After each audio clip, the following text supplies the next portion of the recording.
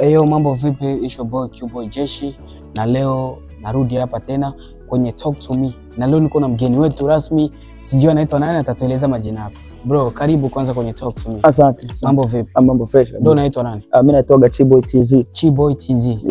Yeah, Chiboy TZ. Weni msanii, right? Yeah, mimi unaimba, right? Yeah. Tungependa kujua kwanza unaishi sehemu gani?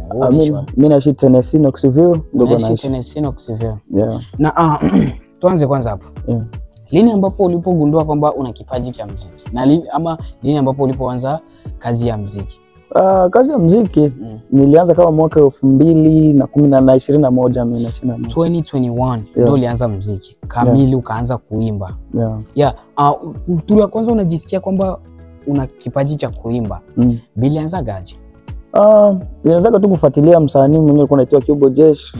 Nikamfuatilia, nikasema jamaa anajua imba, na mimi nikaona kama na mimi naweza nikapata kitu chochote, na mimi nikaanza jua kuimba, na mimi nikaona hapa naweza nikamfuatilia, na mimi naweza jua kuimba. So ndo ukaanza imba na wewe ukakuja kujikuta ni kazi yenye unaweza ama iko ndani yako.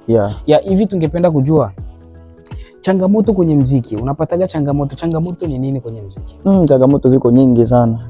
Kama vile hauna mashabiki, hakuna mtu yani hawezi kupata hata views kwenye YouTube. Kama hauna mashabiki hawezi kupata views kwenye YouTube.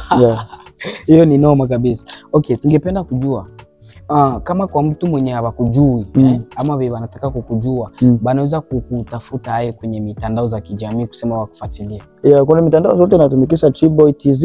Ukitafuta Instagram Chiboy TZ utampata, ama YouTube. Yani wakiandika tu Chiboy TZ watakupata. Bakienda YouTube wakiandika Chiboy TZ watakupata. Sasa hivi ni nyimbo ngapi zenye ushagatoa ziko ku YouTube right now? Kwenye nyimbo 5 sasa hivi kama sijakosea. Mwezo nyimbo 5, video ni ngapi? Video ziko 2. Video ziko 2 mu nyimbo 5. Okay, hakuna shida, ni sawa tu, kazi inaonyesha kwamba kazi inaendelea. Na ningependa kujua, je, kuhusu nyimbo zako unajiandikiaga ama kuna mtu ambaye anakuandikia? Kuna zimoja najiandikiaga, na kuna zingine naambia brother unisaidie hapa. Ndio. Na tungependa kujua sana, unajua wasanii wengi wa Marekani unakuta kila msanii ako na studio mu nyumba yake. Je, vipi wewe kwenye upande wa kurekodi nyimbo unafanya gaje? Kwenye upande wa studio hapo siwezi kadanganya, mimi bado sijakuwa na studio kabisa. Haujakuwa na studio yani kabisa? Sijakuwa na studio na ukienda studio ulipa mtu juu urekodi nyimbo, changamoto pale inakuwa gaje? Kwa sababu unajua mwenye yake anakuaga na vitu vyake fulani. So wewe changamoto ukienda lipa mtu studio juu urekodi nyimbo mule mwake studio yake, changamoto inakuwa gaje? Changamoto gani anakupatia? Yani changamoto nyingi sana. Unakuta pale kwa unaongeza sauti, maana nakwambia wewe pita hivi.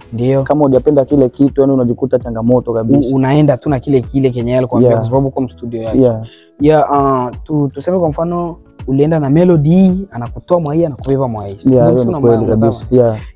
Na tena tungependa sasa kujua vipi muziki unaona kwamba umekutoa kwenye imekufikisha wapi so far?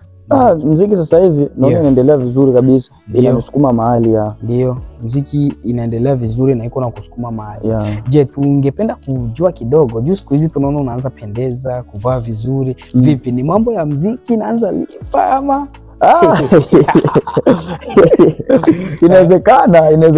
Inawezekana. Kila muziki unachangia wewe kupendeza.